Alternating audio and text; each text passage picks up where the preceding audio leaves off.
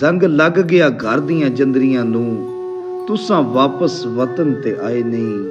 ਡਿੱਬ ਜੰਮ ਗਈ ਕਾਸਮ ਵਿਹੜੇ ਵਿੱਚ, ਤੁਸਾਂ ਆਣ ਜੋ ਦਰ ਖਲਵਾਏ ਨਹੀਂ।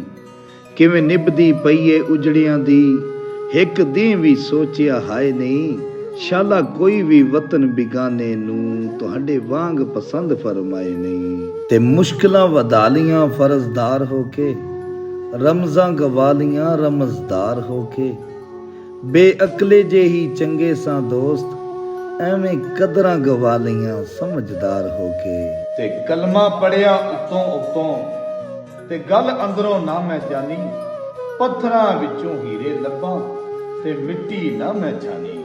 ਤੇ ਇੱਕ ਅੱਖ ਦਾ ਮੁੱਲ 1.25 ਲੱਖ ਬੋਲਿਆ, ਓਏ ਪੂਰਾ ਯਾਰ ਤੋਲਾਂ ਤੇ ਕੀ ਬਨਸੀ।